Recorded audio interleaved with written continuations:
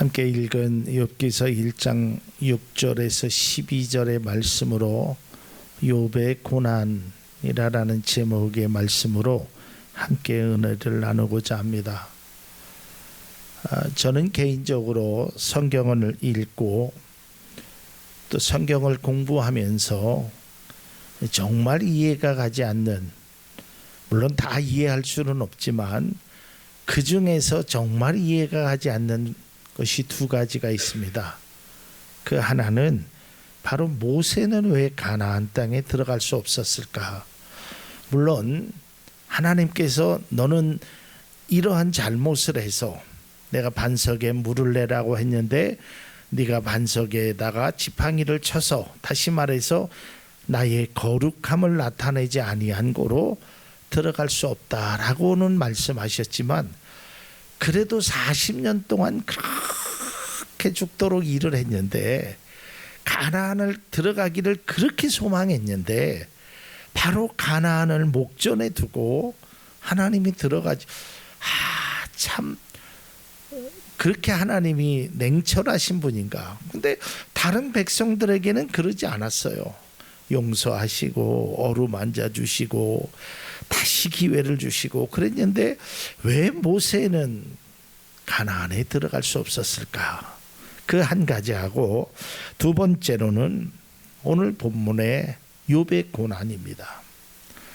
제가 아무리 성경을 읽어보고 이것에 관해서 해석을 하신 분들의 많은 내용들을 들어봐도 욥이 왜 고난을 받았는지, 왜 받아야 하는지에 관해서 참 이해가 되지 않았어요.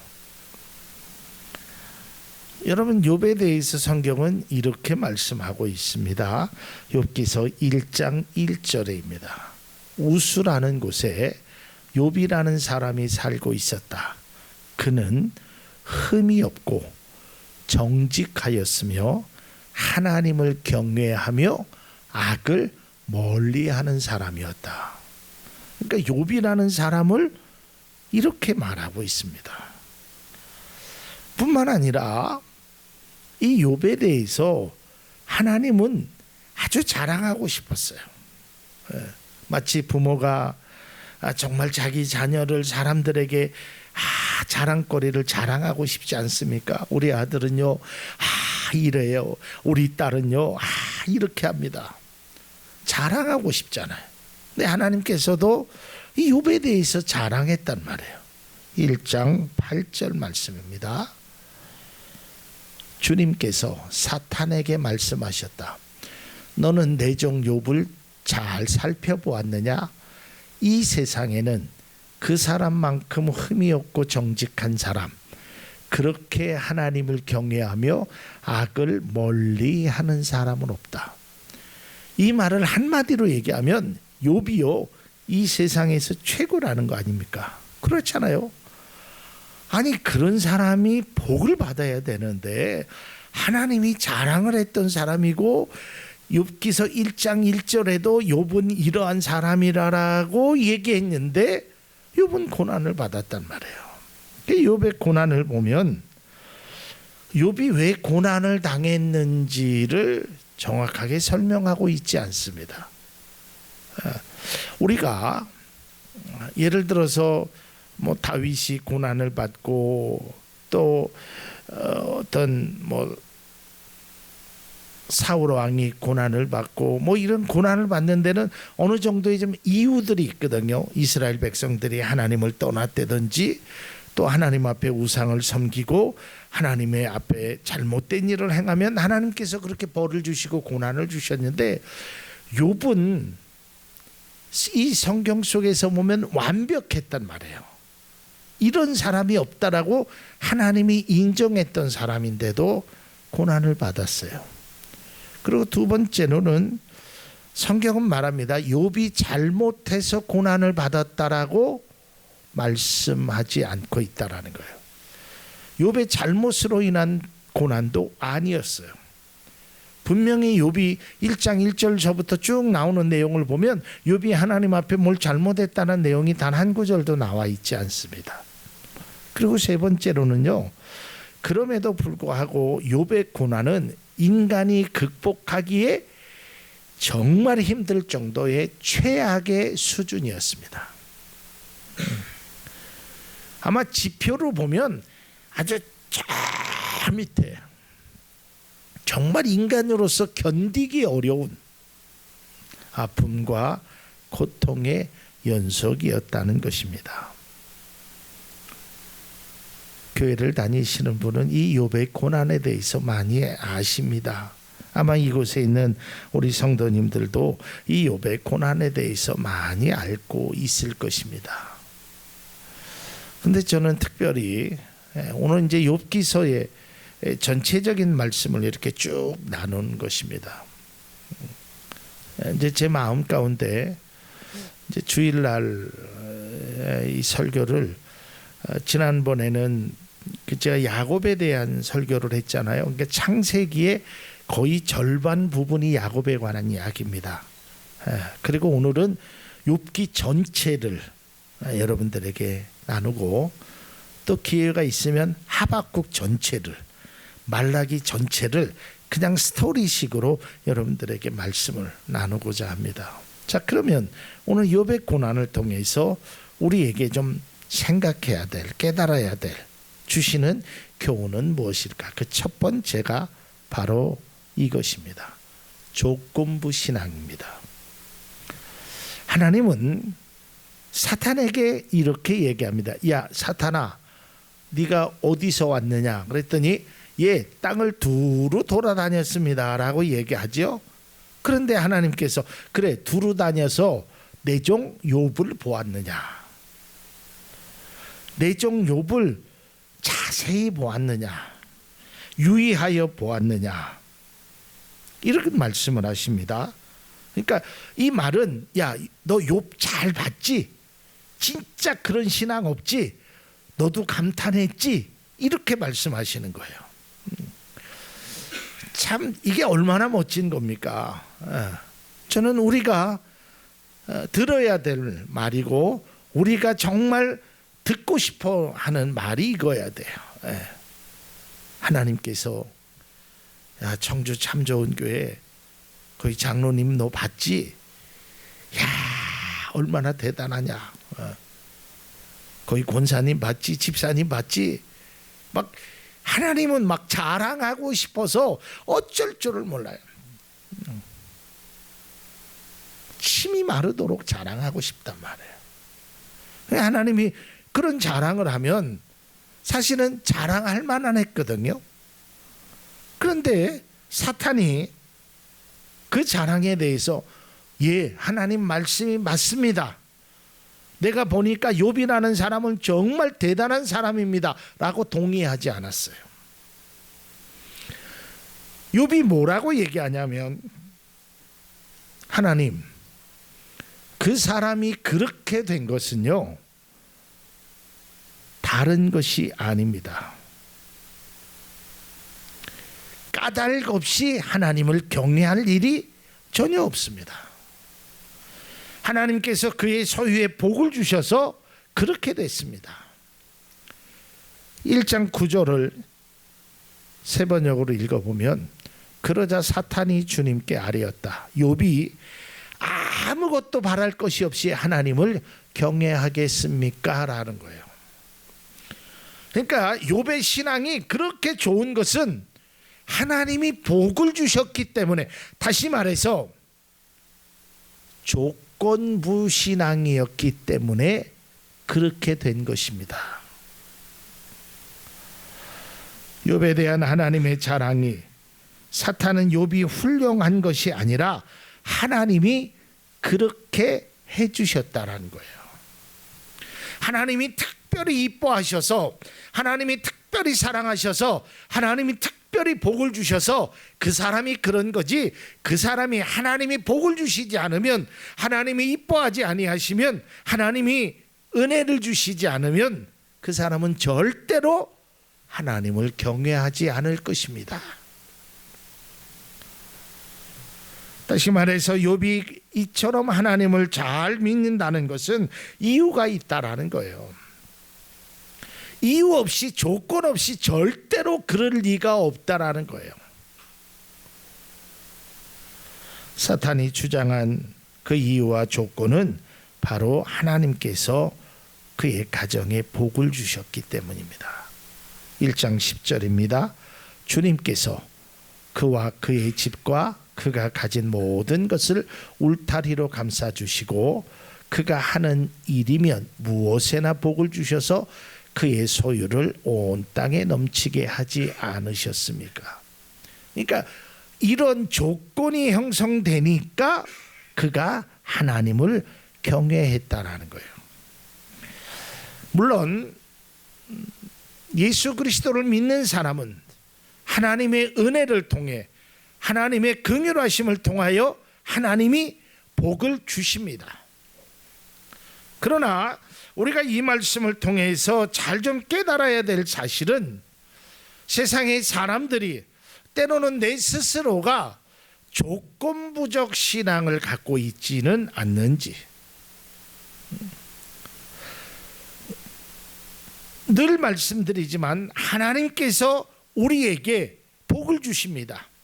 그러나 우리가 복 때문에 하나님을 믿는 것이, 복 때문에 하나님 앞에 충성스러운 일꾼이 되는 것이 되어서는 안 된다는 거예요.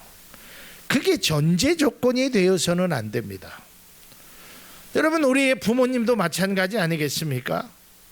우리의 부모님이 자녀를 사랑하고 자녀에게 맛있는 음식을 주고 좋은 옷을 사주고, 우리 부모님이 그래요.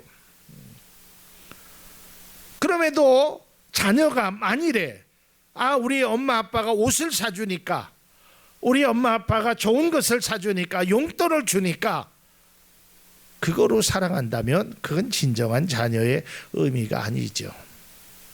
자막 좀 꺼주세요. 그런 거 아니겠습니까? 분명히 부모가 자녀에게 좋은 것을 줍니다. 그러나 자녀의 입장에서는 좋은 것을 주기 때문에 부모에게 효도하고 좋은 것을 주기 때문에 부모를 사랑하는 것은 진정한 자녀로서의 바른 삶이 아니듯이 우리의 믿음의 자녀도 마찬가지라는 거예요. 하나님께서 우리에게 사랑도 주시고 소유의 복도 주시고 하는 일마다 은혜를 주시는 건 사실이에요. 그러나 그것 때문에 우리가 하나님을, 그 조건 때문에 내가 하나님을 따른다면 때로는 그 조건이 이루어지지 않았을 때 실망하게 된다라는 것이죠.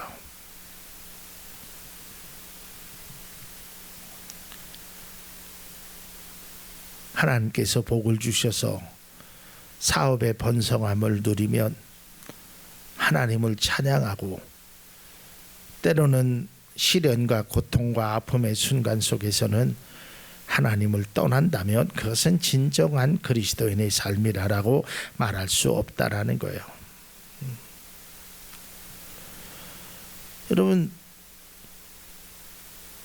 그리스도인들 중에 내가 하나님 앞에 기도했던 것이 이루어지지 않아서 하나님을 떠나는 사람들이 있습니다.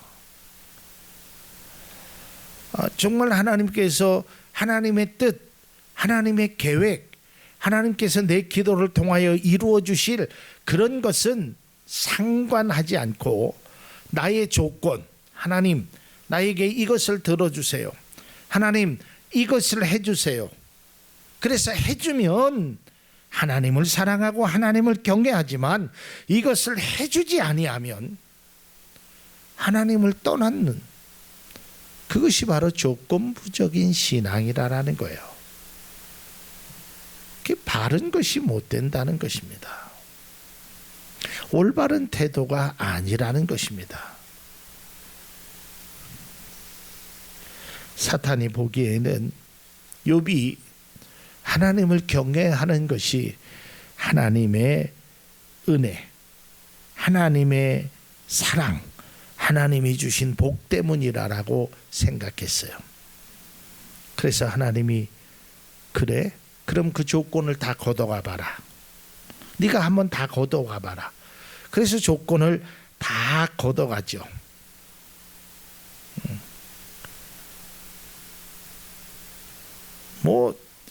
이게 뭐 도미노처럼 그냥 쓰나미처럼 한순간에 다 무너지잖아요.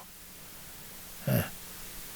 재산도 자녀들도 종들도 심지어는 자기의 건강까지. 만일에 조건부적인 신앙을 가졌다면 욥은 여기에서 철저히 무너졌을 것입니다. 물론 욥도 하나님 내가 태어난 날 차라리 태어나지 않았으면 좋을 뻔했습니다라는 말을 하지만 욥기서 전체를 읽어보면 욥은 그래도 하나님을 끝까지 의지했다라는 것입니다.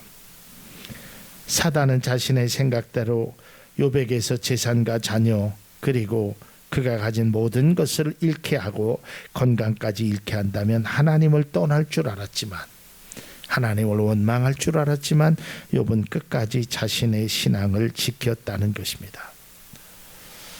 여러분 이 모습을 바라본 욥이 어떻겠어요?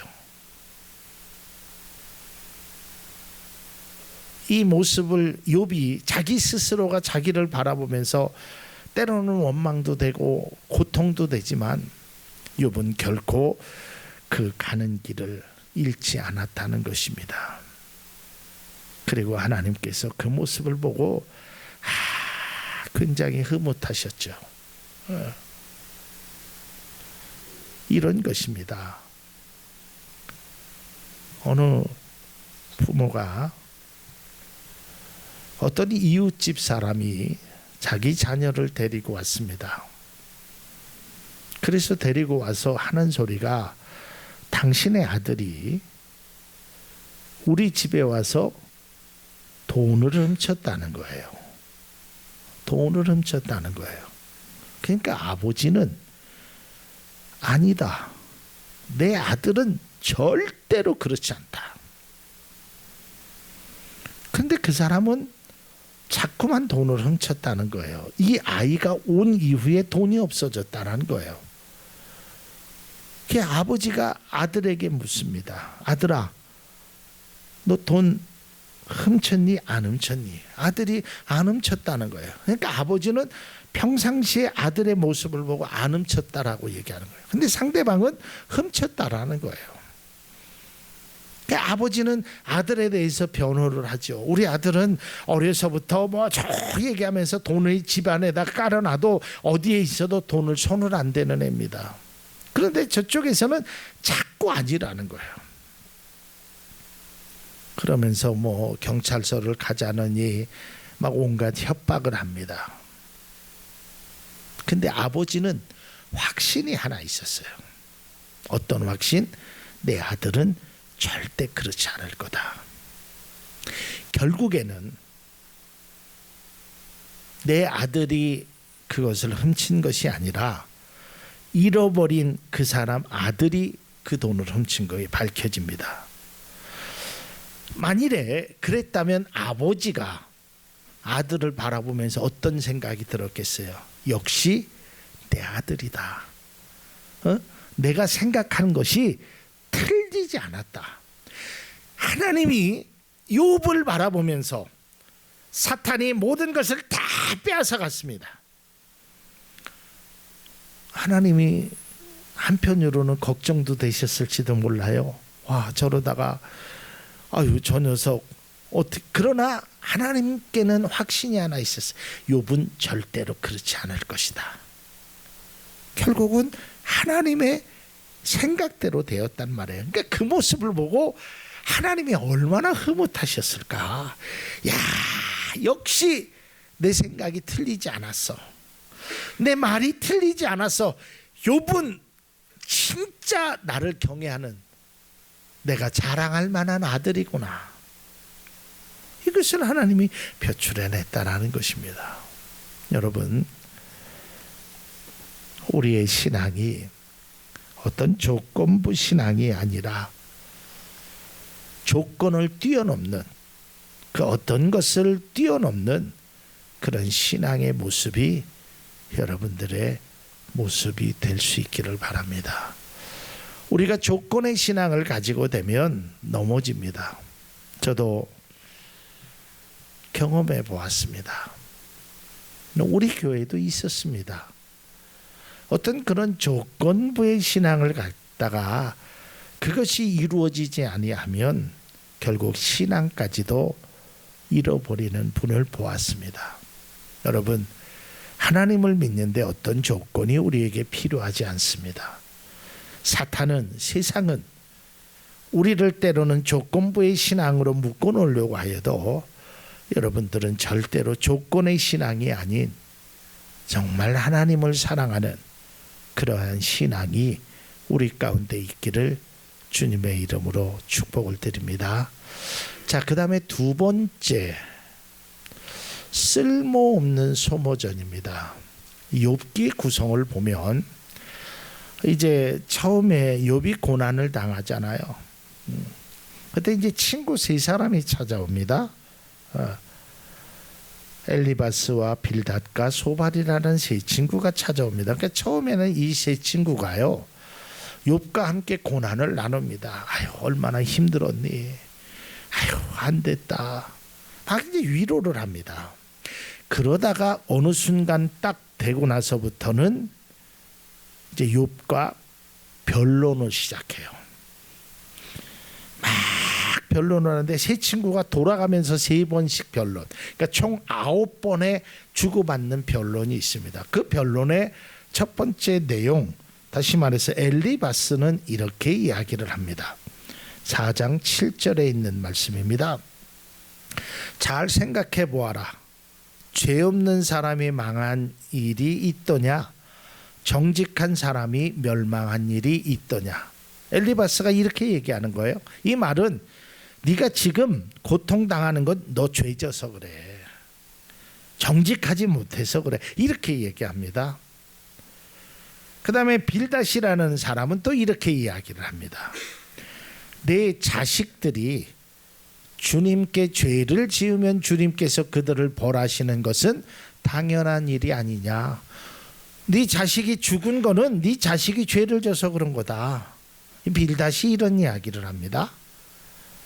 그 다음에 소발은 또 이렇게 이야기합니다. 하나님은 어떤 사람이 잘못한지를 분명히 아시고 악을 보시면 곧바로 분간하신다. 그러니까 너 잘못했지? 하나님은 아셔. 이제 이런 논쟁이요, 욥기서의 4분의 3은 차지합니다. 그러니까 엘리바스가 이야기를 하고 이게 아마 31장까지 계속해서 주고받는 이야기를 해요.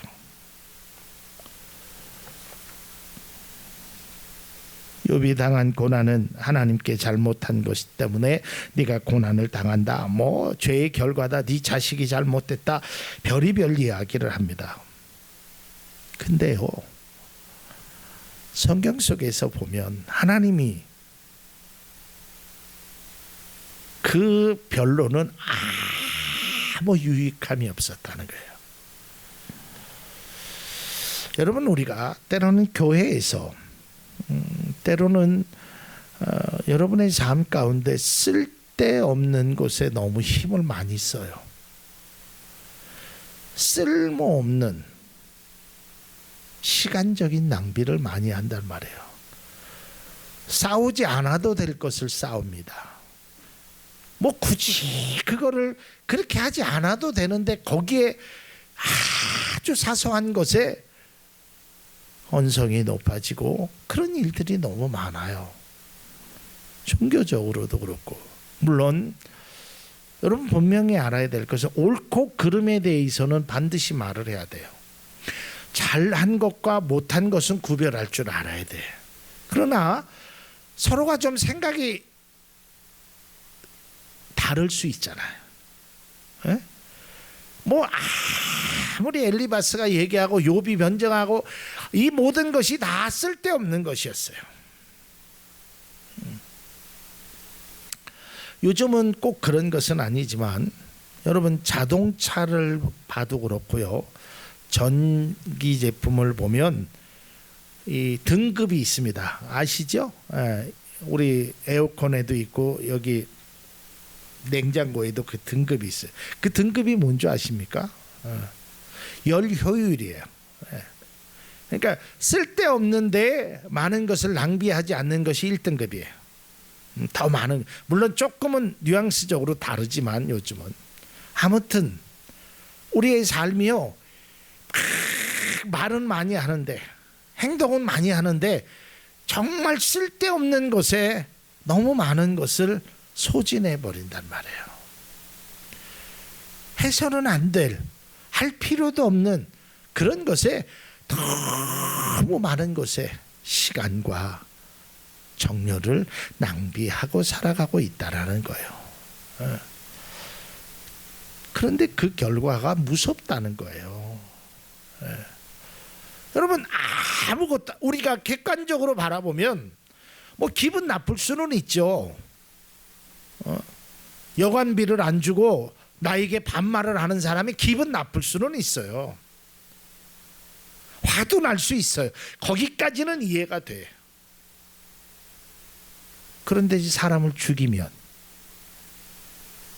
결국은 나는 어떻게 되냐 이 말이에요. 그 사람이 당한 치욕감, 그 사람이 당한 정말 화가 나는 것은 어느 정도 이해가 돼. 얼마나 화났으면 그러나 그렇다고 해서 그의 살인이 정당화될 수는 없단 말이에요. 결국은 그 사람은 교도소에서 자기가 원치 않은 삶을 살아갈 수밖에 없단 말이에요.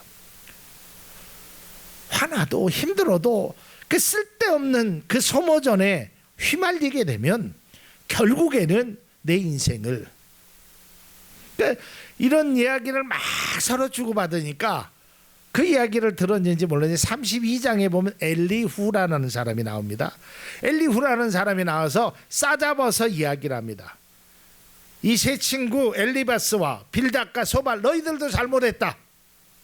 그러면서 욥에게도 이야기합니다. 너도. 그리고 이제 마지막으로 하나님이 등장하게 되는 겁니다. 욥기서가 전체 길지만 실제적으로 가운데 내용들은 정말 쓸데없는 그러한 소모전의 이야기들로 많이 구성되어 있어요. 물론 그 안에서도 우리가 깊은 하나님의 말씀을 우리가 깨달을 수 있지만 정말 쓸데없는 소모전을 펼치고 있다라는 거예요. 이러한 논쟁은 결코 욥과 세 친구에게 유익함을 주지 않았다는 것입니다. 서로에게 상처와 아픔을 주었다는 거예요. 실제적으로 교회에서 그런 일이 일어났다고 합니다. 이 교회에 십자가, 사실 요즘 십자가 없는 교회들도 많이 있습니다. 이거를 강대상에 걸을 것인가 말을 것인가에 대해서 논쟁에 붙었어요. 교회에서. 걸어야 된다, 안 걸어도 된다. 이게 굉장히 격한. 그래서 결국에는 거는 것으로 결정이 났죠. 근데 그 결정과 함께 걸지 않아도 된다라고 주장한 사람이 교회를 떠났습니다. 여러분, 그게 교회를 떠날 일입니까? 그런데 떠난단 말이에요. 이게 사람의 모습이란 말이에요. 아니, 걸면 어떻고 안 걸으면 어때? 이게 본질이 아니잖아요. 이건 십자가는 모형이잖아요.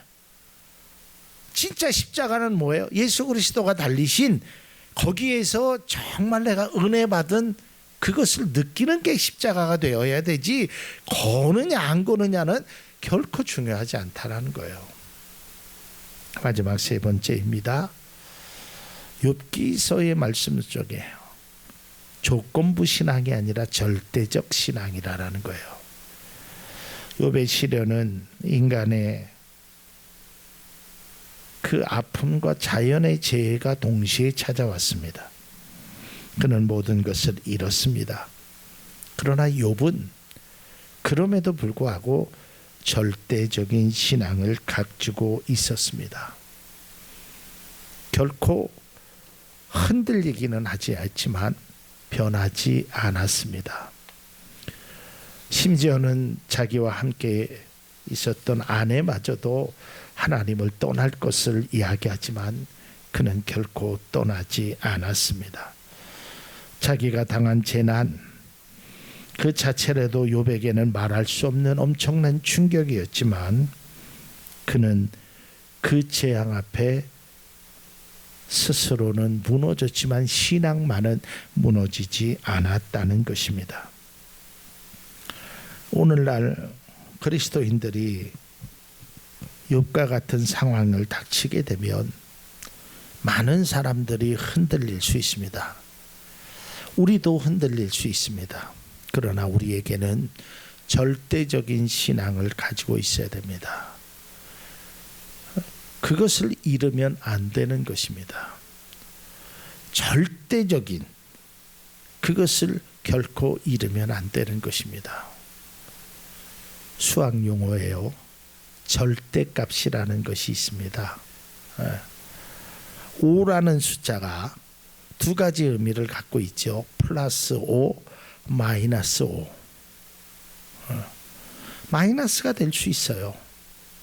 플러스가 될 수도 있어요. 그런데 그 마이너스 5, 플러스 5가 절대값이라는 이 탁 씌워지면 마이너스 5도 5가 되고 플러스 5도 5가 됩니다. 저는 그 절대값이라는 양쪽의 이 바 같은 것이 우리가 그리스도 안이라는, 우리의 마이너스 인생도 그리스도 안에 있으면, 다시 말해서 마이너스가 됐든 플러스가 됐든 그 절대값은 변하지 말아야 돼. 그것이 바로 우리의 신앙이 되어야 된다라는 것입니다. 쉬운 일은 아닐 것입니다. 욥기서를 읽어보면 욥도 중간중간 너무 힘들어서 고통 중에 있었습니다. 그러나 결코 그는 신앙을 버리지 않았습니다. 하나님을 의지하는 마음이 결코 변하지 않았습니다. 그래서 우리가 잘 아는 대로 그는 아주 놀라운 고백을 합니다. 욥기서 23장 10절입니다. 그러나 내가 가는 길을 그가 아시나니 그가 나를 단련하신 후에는 내가 정금 순금같이 되어 나오리라. 이것이 욥의 고백입니다. 그의 고백대로 하나님은 그를 단련하신 후에 정금같이 나오는 귀한 은혜를 주셨습니다. 그리고 결국 욥의 마지막 인생은 이렇게 변하게 되었습니다. 42장 12절입니다. 주님께서 욥의 말년에 이전보다 더 많은 복을 주셔서 욥이 양을 14,000마리, 낙타를 6,000마리, 소를 1,000결이, 나귀를 1,000마리나 거느리게 하셨다. 13절 그리고 그는 아들 7과 딸 3을 낳았다. 오늘 읽지는 않았지만 42장 14절 이후에 쭉 읽어보면 욥의 딸처럼 아름다운 딸이 없다 그랬어요, 성경에. 그러니까 복을 주셨는데 잃어버렸던 재산은 2배로 주셨습니다. 그리고 잃어버렸던 자녀는 다 회복시켜 주셨어요. 새로운 은혜로. 여러분, 말씀을 맺고자 합니다. 우리가 이 말씀을 보아서, 욥기서를 보아서 알듯이 우리의 신앙이 절대로 조건부적인 신앙에서 머물러서는 안 됩니다. 하나님, 이거 해주세요, 저거 해주세요, 필요합니다. 그러나 해주지 않으면 해주지 않는 분명한 하나님의 뜻이 있을 겁니다. 지난해인가요?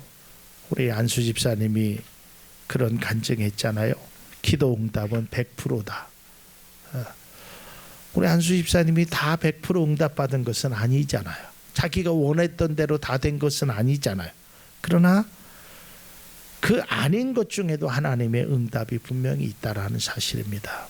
근데 우리는 조건을 가지고 하나님 앞에 나아가면 그것은 바람직하지 않다라는 거예요.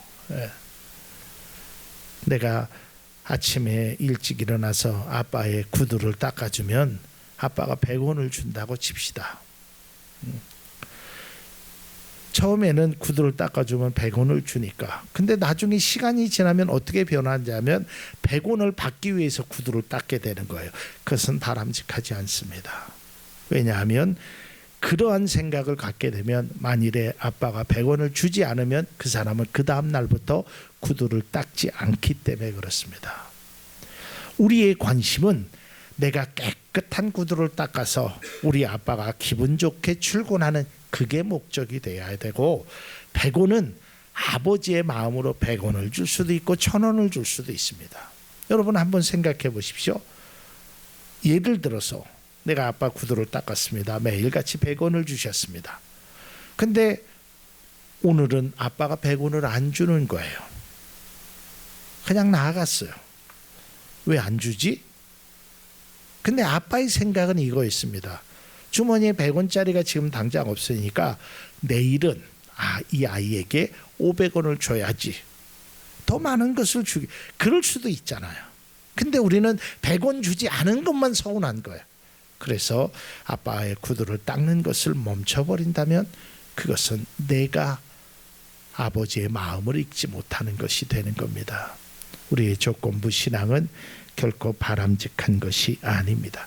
그리고 우리가 고난 중에, 아픔 중에 쓸데없는 논쟁에 휘말리지 않기를 바랍니다.